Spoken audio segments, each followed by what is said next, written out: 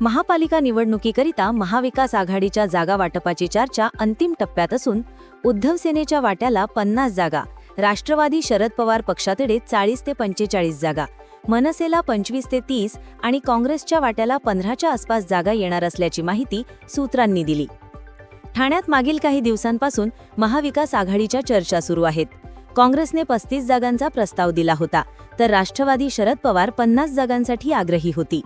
उद्धव सेना आणि मनसे या पक्षांनी 30-30 जागांवर लढावे असा दबाव होता, तर दुसरीकडे उद्धव सेना आणि मनसेने विधानसभा निवडणुकीत मिळालेल्या मतांच्या आधारे कोणकोणते प्रभाग या दोन्ही पक्षांसाठी फायद्याचे ठरू शकतात त्यावर अधिक लक्ष केंद्रित केले. यात वागळे, किसननगर, घोडबंदर, जुन्या ठाण्यातील भाग, वर्तकनगर आदींसह इतर काही प्रभागांवर लक्ष केंद्रित केले.